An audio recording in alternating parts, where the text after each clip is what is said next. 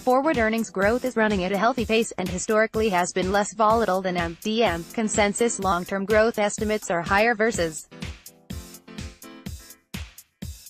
and DM, the relatively high consensus long-term growth figures speak to the classification of Indian equities as a growth play, particularly given the valuation backdrop. Here's the fourth installment of the new What the EPS series, where I look at earnings trends across sectors, countries, regions,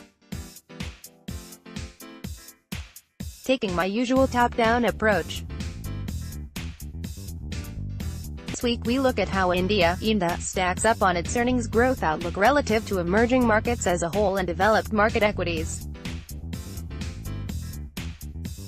This one comes at the request of a reader at India Avenue Investment Management. Of course, I will note that the views and analysis here are completely the opinion of me.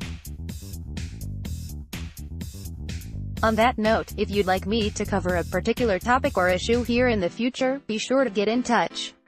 The key takeaways on the outlook for Indian corporate earnings are: forward earnings growth is running at a healthy pace and historically has been less volatile than DM. Consensus long-term growth estimates are higher versus and DM. The relatively high consensus long-term growth figures speak to the classification of Indian equities as a growth play, particularly given the valuation backdrop. 1. Forward earnings growth, India versus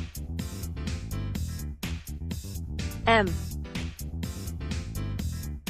Interestingly though, Indian forward earnings growth looks to have fallen later and recovered slightly earlier versus broader M. On that note, if you look at the average growth rate across this period, India saw average forward earnings growth of 10.1% versus M at 8.8% and DM at 6.1%, with volatility, standard deviation, of earnings growth at 11.7% versus M at 21.9% and DM at 13.8%. So there seems to be a pattern of Indian earnings growth being slightly higher on average and less volatile. 2. Consensus estimates, long-term growth, India versus M.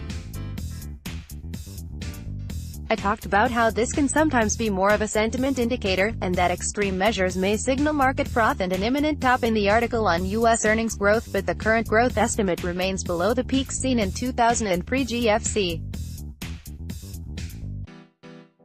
In terms of sectors, financials and consumer discretionaries are the key drivers of the buoyant earnings growth outlook. The fact that this metric is materially higher than the M and DM aggregates speaks to the classification of Indian equities as more of a growth play, particularly given the elevated valuations there.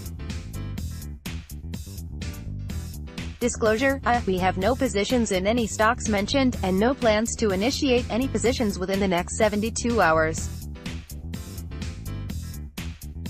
I wrote this article myself, and it expresses my own opinions.